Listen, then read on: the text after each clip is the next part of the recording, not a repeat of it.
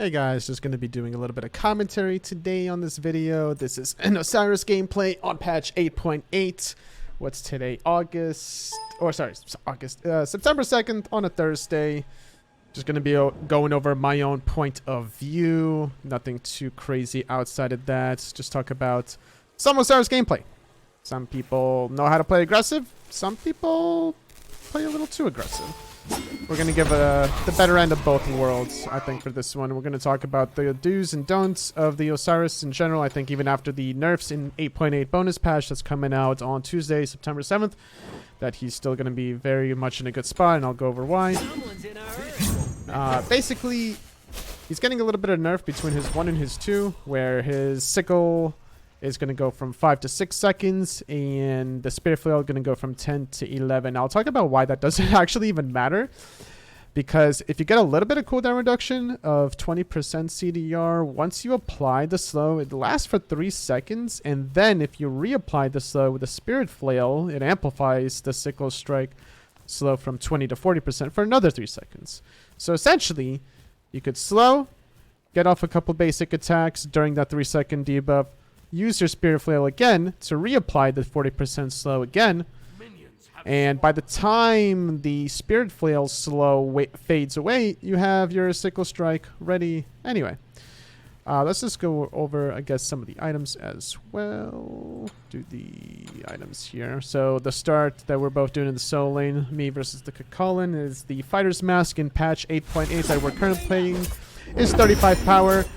And the nerf, it's going to go from 35 to 30. I do think that will negate the effectiveness of Osiris in general, because his basic attacks are going to hit very, very hard. I blinked over there so I can get to the lane first. And now, I'll tell you guys why that was important for me to blink in this matter. Now, the Chulainn blinked as well, but we got there first. And the reason why it's so important is because in order to hit level 2, you need to hit you need to kill 2 melee minions to hit level 2. And we won that little race. And because we won this little race, the Chulainn needs to hit level 2 to get his third ability to Salmon Leap Away. He doesn't really get this second minion. And he's never going to get this second minion because I start basic attacking him. And by basic attacking him and getting all the minion aggro, essentially what happens is his minions are no longer hitting my minions. They're hitting me, which means these minions are not ever going to die unless he kills the minions. And because they're never going to die, he's never going to hit level 2. And as a result, we get an easy first blood. Not much more to say about that. It's all about how you're managing the wave. If you manage the wave first by playing aggressive like that, you're basically either going to get a first blood, as long as you don't get ganked, or you're going to bully them out of the lane and make them use way more potions that they anticipated on using. As a result, they're going to lose a lot of gold in their tower. So even if you don't get a kill, you're still going to have a good laning advantage. Highly recommend blinking to the wave if you think that you can play aggressive at level 1. There's very few gods that can play that aggressive at level 1. Osiris comes to mind. You also have Achilles, Bellona. Those are like your top 3. Gilgamesh can also play pretty aggressive and look for a kill. And when you have this kind of a laning advantage, you could do whatever you want, and that's what exactly I'm doing. This guy doesn't really respect the matchup. I missed my 1 there. If I hit my 1, I'd probably kill him there. I would have taken another tower shot to go for that kill. And here, I'm kind of feigning pressure. I'm not really going to commit this deep. I'm just kind of scaring him, is what I'm doing, because there's really nothing for me to do. I stole his Alpha Harpy. The only thing I could realistically do there is maybe go steal his back camps while I'm waiting. So, just kind of asserting dominance and waiting. And after this, thinking about what I want to do after this wave here. His Alpha Harpy's down, but I hear that the Totem of Q will respawn. I'm basically trying to time my aggression around his blue buff respawn timer. And the way you time that is basically off of your own blue buff respawn timer. So if you can essentially poke him out, he's not ever going to be able to fight you, which is what I'm trying to do here. Looking for a little bit of poke, he dodges it. And once these minions die, I'm going to go straight for his blue buff. I believe I do see the Fenrir in the mid lane clearing the wave with the soul. Dual lanes in there, so this is essentially a free blue buff invade. At the very least, I can force him to rotate. And I got his blink out of it. Someone's in a hurry. Looking for a little bit of poke. I don't know where Fenrir is, so I'm going to back off. I hear him jumping on me. I'm like, alright, you can have that blue. No big deal. I miss one melee minion coming back into this wave, sadly. But so does he. As both of our big minions die. No big deal.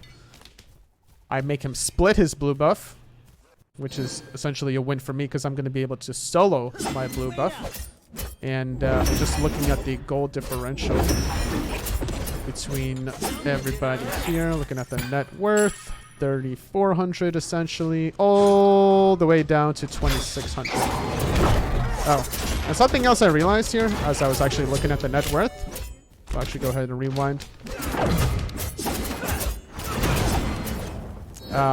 Something that I noticed, fast forward that even more, after I get my blue buff here, is when I go back to the wave here, if you look at my point of view, I see him use his dash, and he's level 4.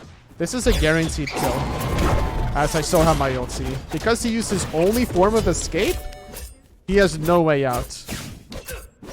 He thought, I guess, that I either backed or that I was still doing the blue. So if you're behind like this, you want to save your escape just in case. Don't ever try to use it to clear the wave. That's you're just asking for a bad time.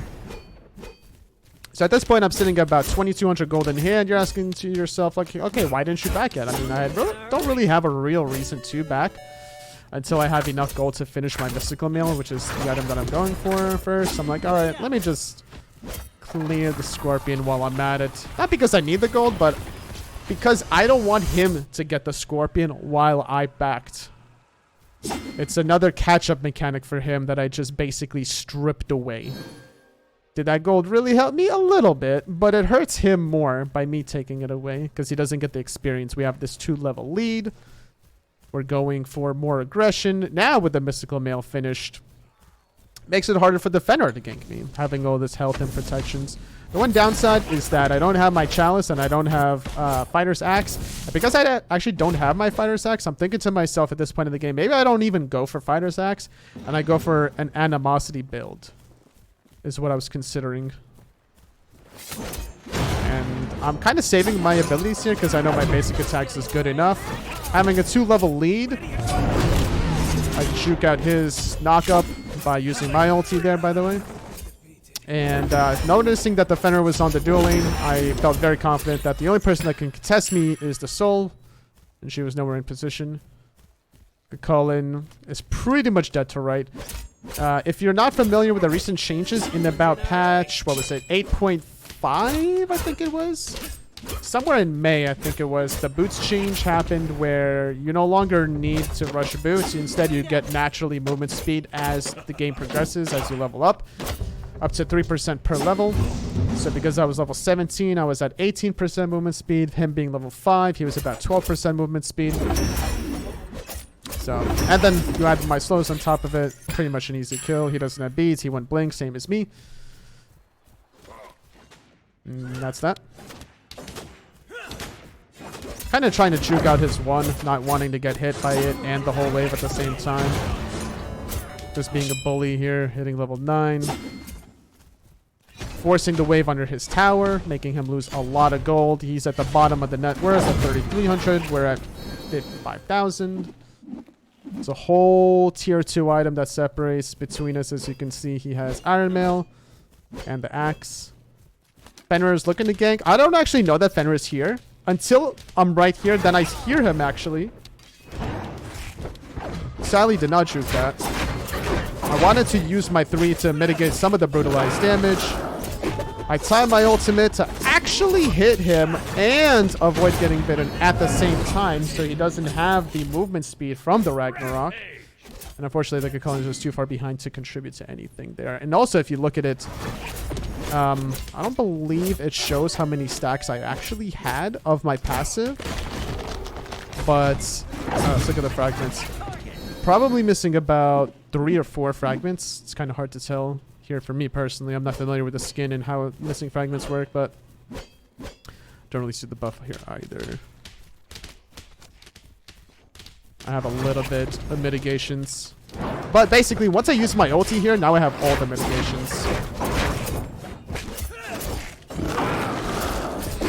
Right there, I have 16% physical mitigation and physical balance. Like a pretty easy double kill in that sense. Just gonna fast forward here because with this kind of a lead now, sitting at 1700 gold, it's here I was a little bummed out that I couldn't strip away the blue buff after getting a nice double kill, but you know what? Getting a double kill in Smite at that point, you gotta take what you can get in these ranked games. So anyway, we're going back to base.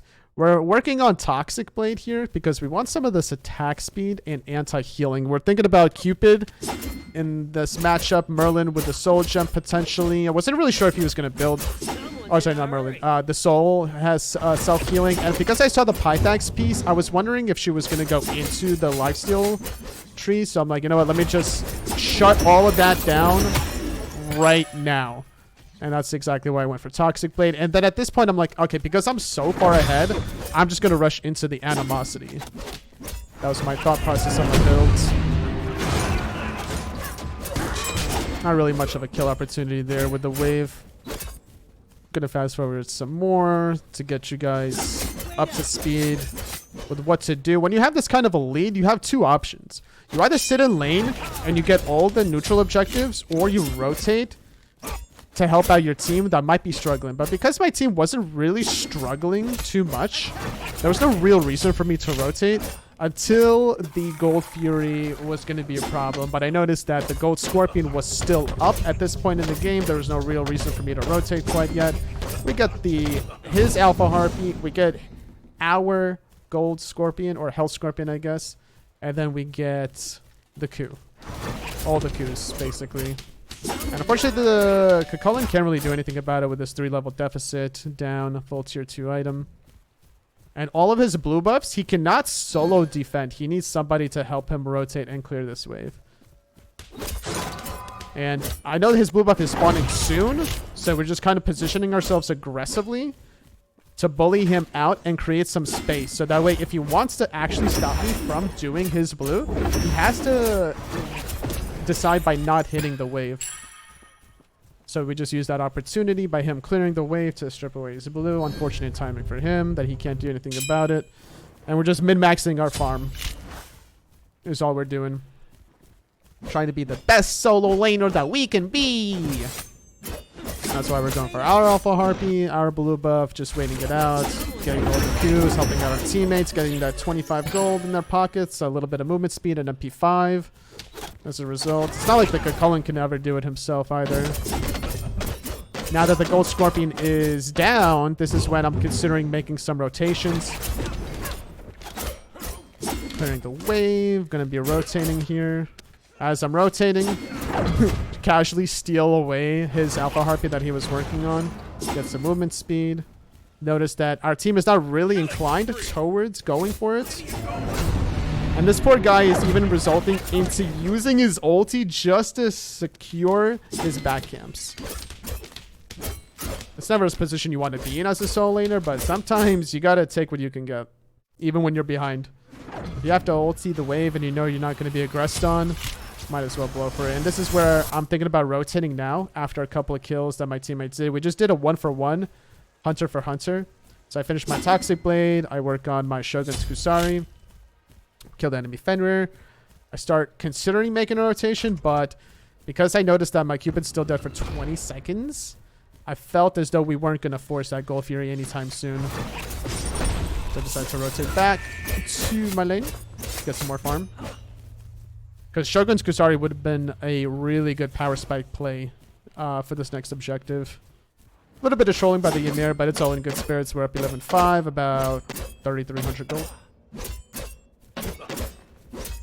Gonna speed this up a little bit more.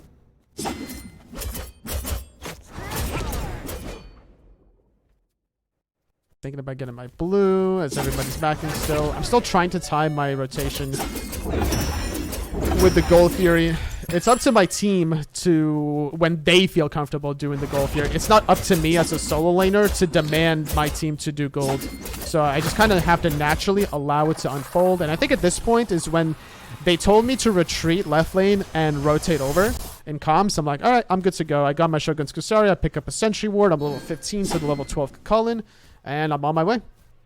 The team's being aggressive on that side. I would show you guys the action, but this is just strictly solo lane point of view. It's not about what my team is doing. It's about what I'm doing and why I'm doing it. So as my team is doing it, and I noticed they zoned away the Hou-Yi and the Yamocha, my Chulainn is still in lane. The only thing I have to worry about is this guy. So what do? I just basically zoned him away, trading out my Blink and my ulti to make sure that there's no steal potential by the Fenrir. In hindsight, looking at that play, I could have potentially even allowed him to rotate. Because of how fast we cleared that Gold Fury, we might have been able to actually even kill him outright. But I thought to myself, better safe than sorry. Let me just allow my team the space that they need.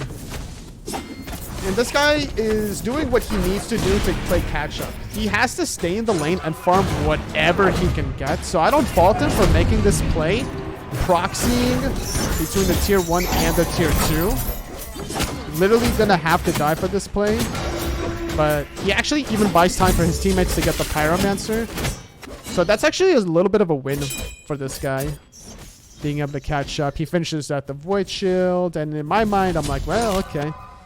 Let me go see if his blue is up after this wave, while he's still dead for about a solid 25 seconds.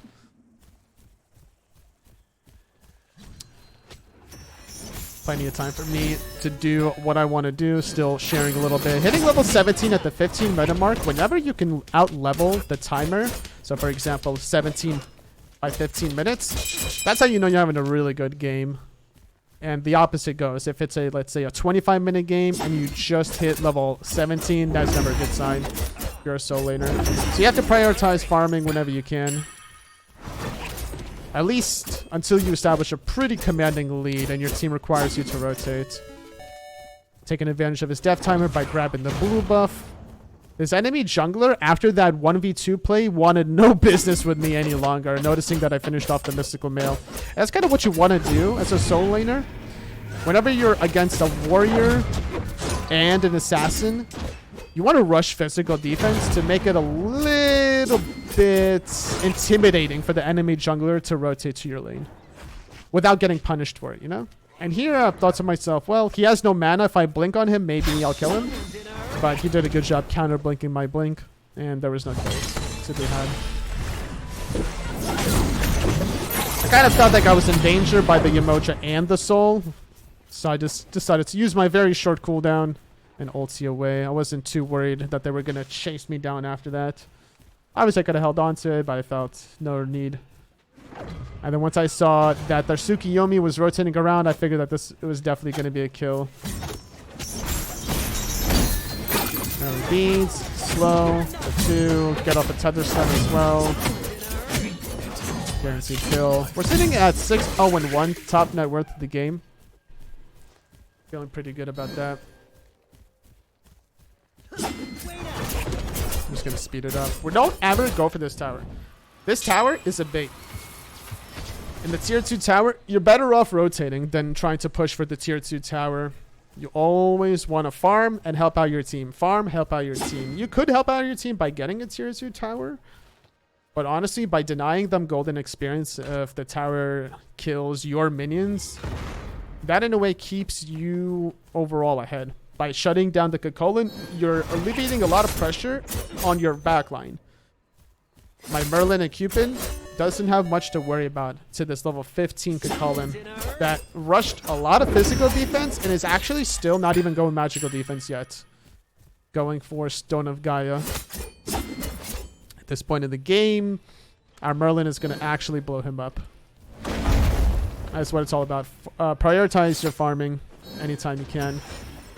And this poor Chulainn, he literally is struggling, can't do anything about it. We grab blue. We know the Soul might be here.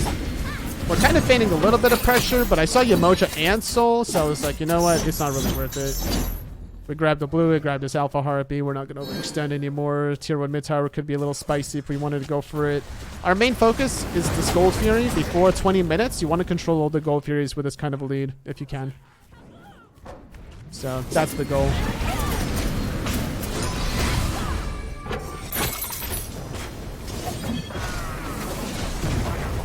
Now we're calling over the Gold Fury. I Sentry Ward right on top. I noticed Chulainn uses ulti there, but he doesn't get much other than the Ymir. I noticed I get marked. I'm on the Ho Yi. I use my ulti. Got on his ulti. Decided to tether him to mitigate a little bit of the sun's damage if he ever wanted to chase me. That would prevent him from committing. I called that the Ho Yi ultimate was down and comms. We're basically trying to zone. Keeping the soul a little bit busy in the back here. I have my passive up, so this Ymir wall actually helps me out a lot because they're kind of trying to get me, if you noticed. I'm zoning out 3 players. And even the Yamoja ultimate. Here, my passive is actually down, but I'm holding on to it. We kill Fenrir, so we have a 5-on-4. Cupid decides to dash aggressively, and I'm thinking to myself, oh shit, I have to make sure he stays alive. So I just kind of like stay with him. I get the power buff from the Radiance. Bracer there. I noticed they stay on the Gold Fury, and my goal is to zone away their carry. Trying to juke out all the stuns. Good job by the Ymir getting the beads. My goal here is to play the jump. He jumped, and he landed right on top of me while I still had my ultimate, and luckily for me, the Ho Yi jump animation is so long that I have plenty of time to actually react to it by jumping in place and avoiding getting knocked back in time. Second goal here, the game goes down.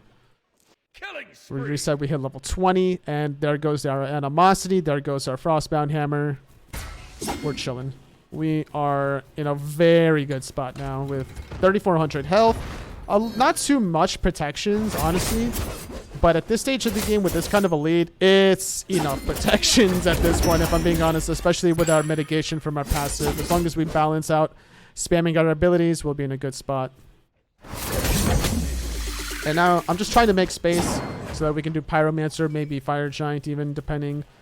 But like I said, as a soul laner, you never force those situations. The team has to kind of naturally rotate for it.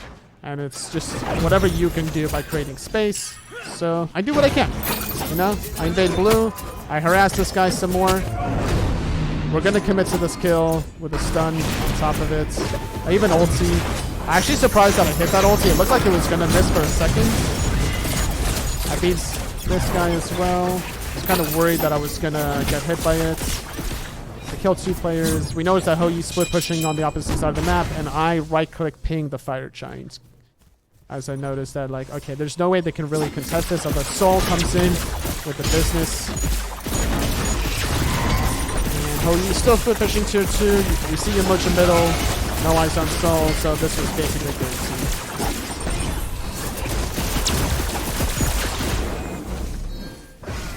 And at this point in the game, we're like, alright, we got Fire Giant. It's not an enhanced Fire Giant, but it's good enough to knock out all the tier 2 towers, and that's exactly what we do. We played very safe. I pathed a little aggressively here by going over, but with my kind of lead, I'm not too worried about it. It's up to my teammates, though.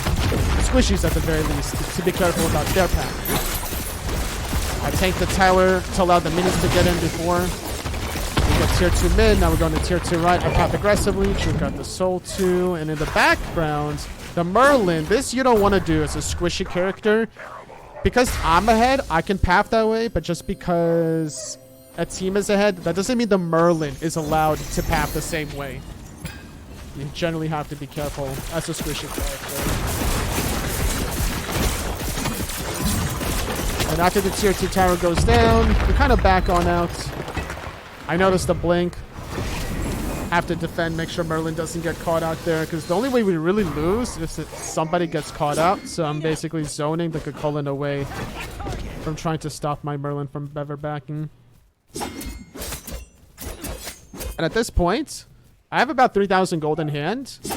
And I thought to myself, you know, I could back and finish off an item, or I can outright get a 3k defense potion. Because we were talking about us lacking defense. But hey, now we're going to be with 50 more protections. Once we pop that bad boy, we're going to be at 167 protections, 158 magical protections, and mitigated tower structure damage. It's going to be pretty good. Also, you can't forget about the crowd control reduction. That's pretty key. Can't forget about the 5% mitigation on top of my already percent mitigation. So, as if it wasn't hard enough to kill me before, they'll never kill me now with the 3k defense potion. Unfortunately, our Cupid dies there, and that's kind of like the worst timing, considering that our Fire Giant is still up. We're going to start pushing Phoenixes after this Gold Fury. However, luckily for us, the Ho Yi stuck around, and the Fenrir had nowhere to go. I cut off the option. That's his 1, that's his 3, and that's his life. Ho Yi using the Suns to his advantage by staying in place. Nothing he could do there. And now in a 4-on-3 with Fire Giant, I felt very confident that I can tank this. My 3k potion is popped. I'm taking next to no damage. Zoning the soul away. So now the only person that they have to worry about is the Chulainn, because Yamoja and Soul are in the back. Now I go keep the soul a little bit distracted, little distracted. Great Merlin pull, by the way, allowing for an easy kill. Kill the 2 backliners. Chulainn is keeping the Merlin busy, but it doesn't really matter. At the end of the day, this was a clean victory. And that's basically how you want to prioritize farming in the game, to create space for your teammates to make the plays. And chat, I hope you guys enjoyed this commentary video. Please leave a like and subscribe, and tell me what you want to see more in the future. Thank you so much. Take care. Bye.